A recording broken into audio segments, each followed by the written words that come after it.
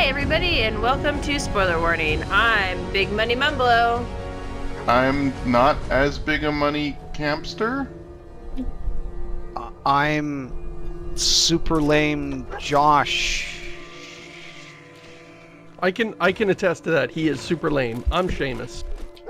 And I'm positively destitute Rootscarn, and we are currently taking some mission-critical hot plates along our hunt for Kellogg, I think? I don't know, it's been a long time of collecting beer bottles and staring at cigars. I'm assuming this is all leading up to something. Right, well, you need at least 5 hot plates if you want to be able to defeat Kellogg. Suicider back there.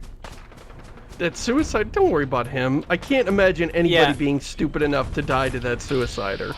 Like, how bad would you have to suck at this game to die to him? Please don't hit him with the sword. That's what you shouldn't do. Hit him with the sword. If you can't get any hot plates, you might want some Molotov cocktails or some toaster ovens. You see, the main obstacle is that the trail has gone very cold. Huh. You hit him with the sword. Look at that, you can survive a nuke to the face as long as So you're in vats. I guess the answer to your question, Rutskarn, as to whether you can stay in vats and survive permanently is that looking around in vats doesn't give you damage reduction. But attacking in vats does. Bethesda and their cast iron torsos. Yeah. Oh, for fuck. Lights out for you. So, we're about to go fight well, no, we're about to do a big long dungeon where we fight synths. And then we're gonna fight Kellogg. Not even synths, proto-synths. Some sort of weird... Because the synths look like people. These are proto-synths. Yeah, Skellingtons. The closest this game comes to animated skeletons. Bethesda just couldn't help themselves, could they? They just couldn't fucking help themselves. Gotta have the skeletons. You're in a dungeon. Remember when super mutants were like high endgame monsters and not like introductory fodder? I could never remember back that far. In a Bethesda game. What else you got? That would require remembering the 90s. Hello? Good sir. Would you like to hear about your Lord and Savior, my board that's going into your head? Oh. So, this is not mission critical. Like, all we need to do is enter the building right beside us. But you This is decided vengeance for that guy blowing me up last time. Alright, that's totally fair. It's fun to kill stuff. Yeah, that's Seamus, fair. don't you enjoy killing stuff? Seamus has been like the negative Nancy of this season. Like, oh, Josh, you're not doing the right stuff.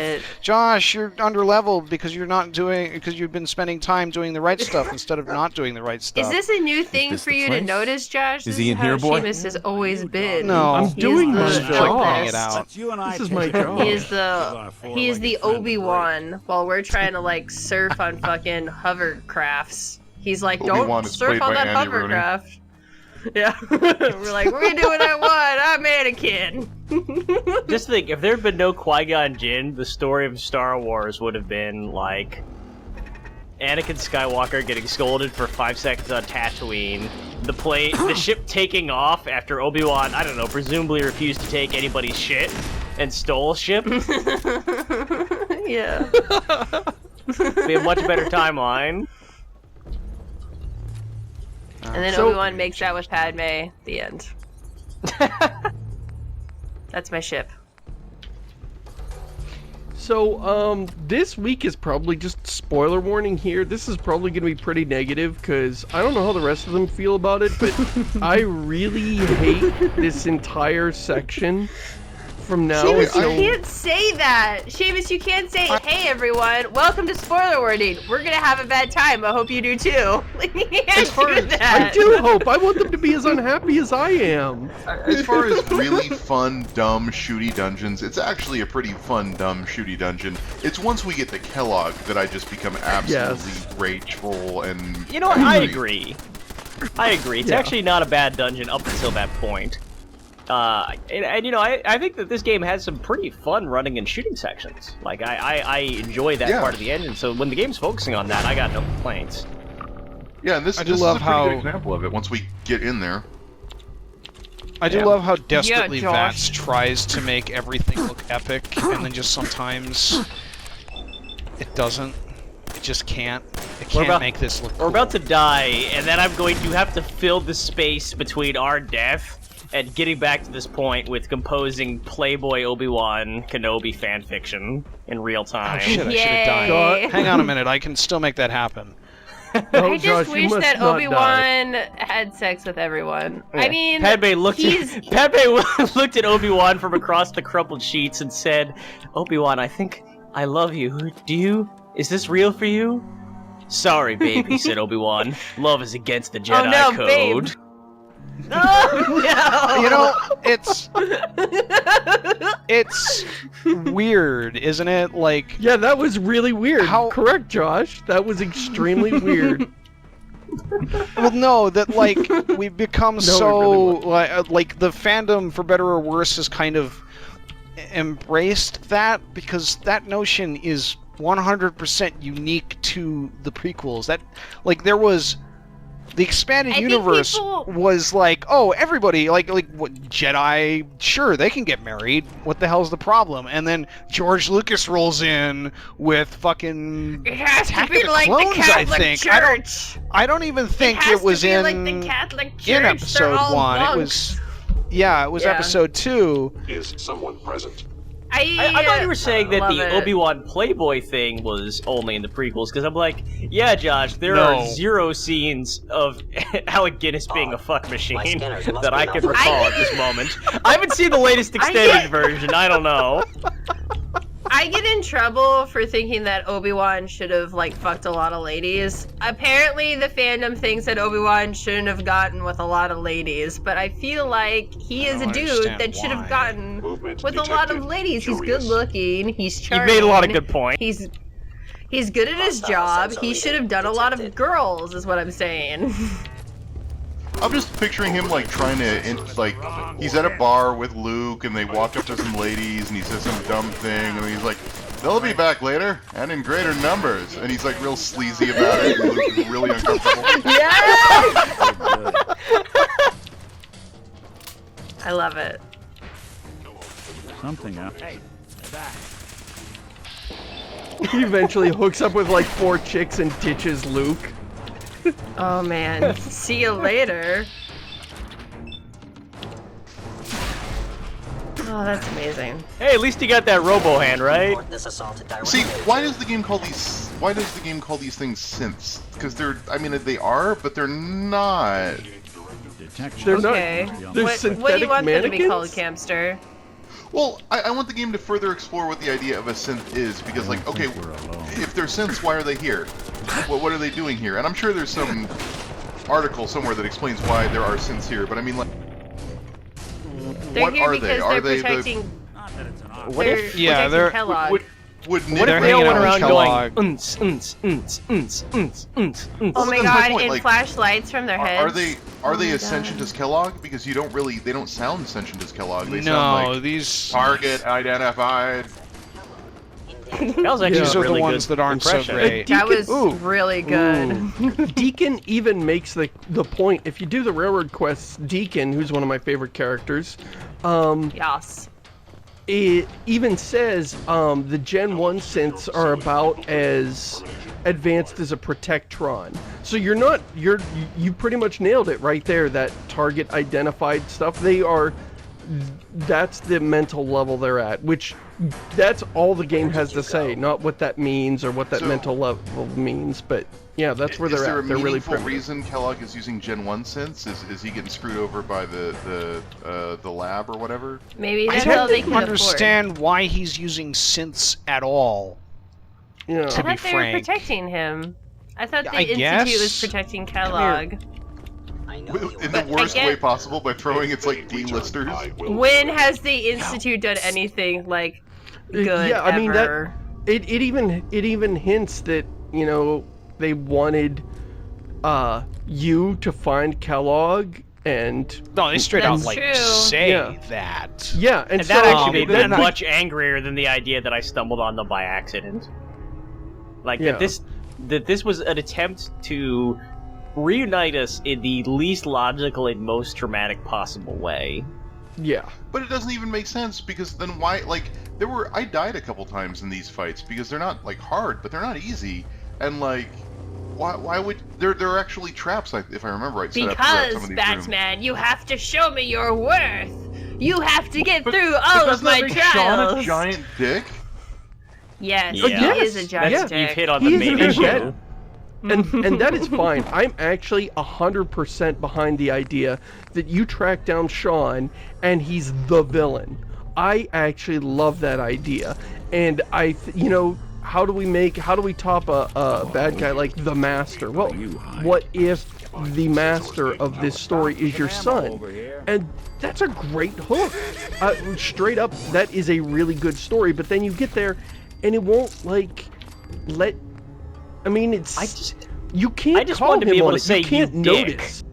Yeah, you can't. Your character cannot notice that he's evil. You can decide to kill him, but you can't talk to him about. And that's the problem. That's why people get so frustrated in these conversations. It's like, oh wait, I can be sarcastic dick to him, but I can't say like, hey, you've killed a lot of people for no good reason. Talk about that.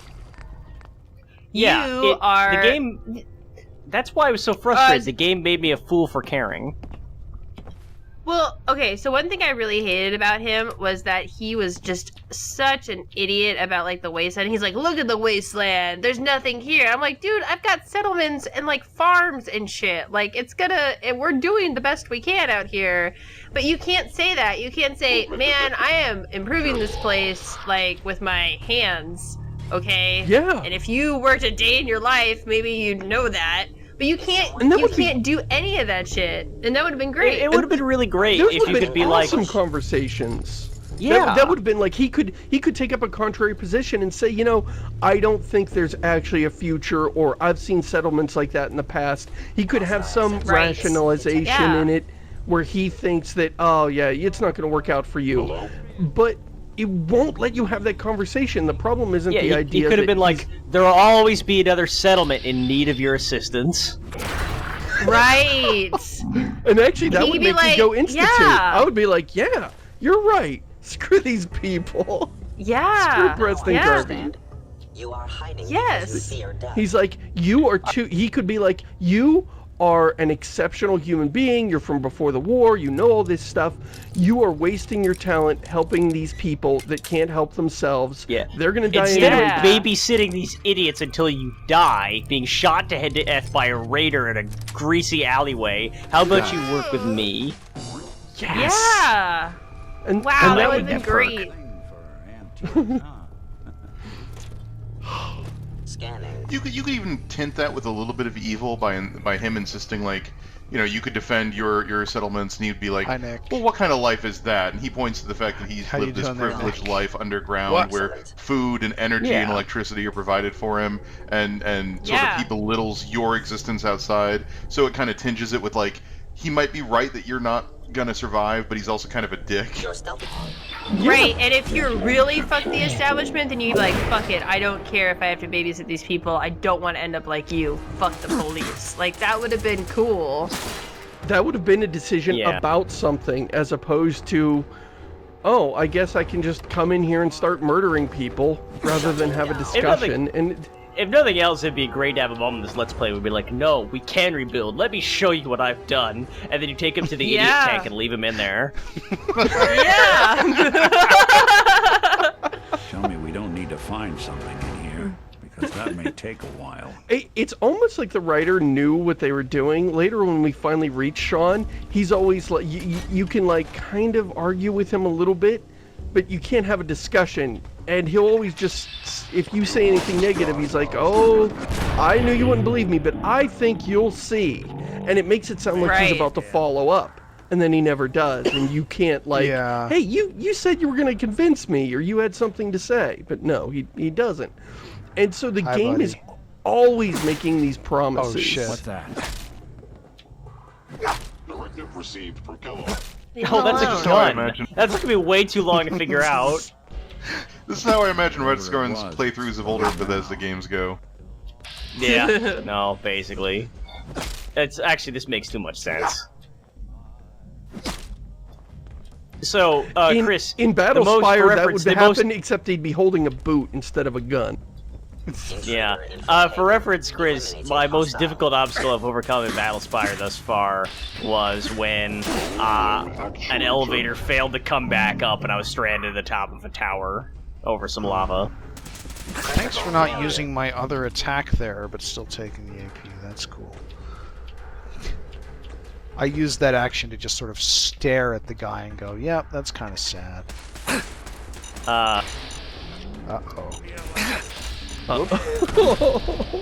Welcome to your last stand, says Valentine right before your legs blow off. Good line. That's a really good line to say before somebody's legs blow up. Okay, textbook laser turret defusal, Josh. Could not have done it better myself. Let me VATS it.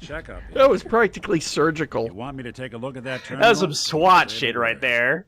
Hey. I'm all ears. I need you to...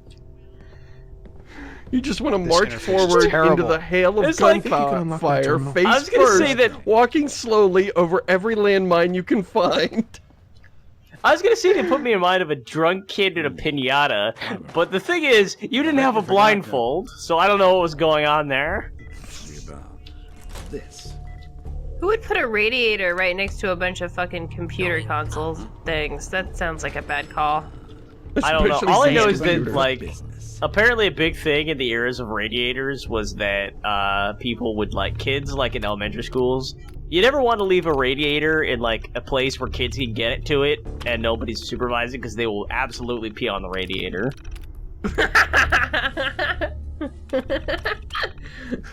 That's great. I feel like I must have lived my childhood wrong because there were radiators all over the place and I never peed on any of them. So the robots we fought in that a couple weeks ago when we had the with dance and the flooding the room. Yep. Yeah. Those were even earlier prototypes, correct? No, those were the same. I think they were the same. Yeah, same. I find it charming. I find it very charming how this game makes no attempt to have companions follow you into elevators most of the time. I know. It's like they give you all these companions, then they deliberately put elevators in the game, and then they make no effort to reconcile the two. Hey, you know what? It's fine. Yeah. So you rode the elevator down to the entrance you were supposed to use. Shit.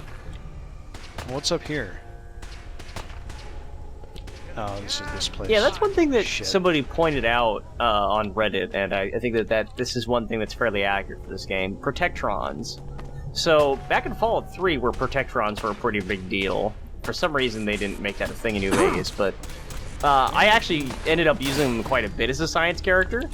But for some reason in this game, it felt like whenever I found a Protectron terminal, I'd already cleared everybody out. And I wonder what's up there. Same. Oh, God. Every time. Ratskarn.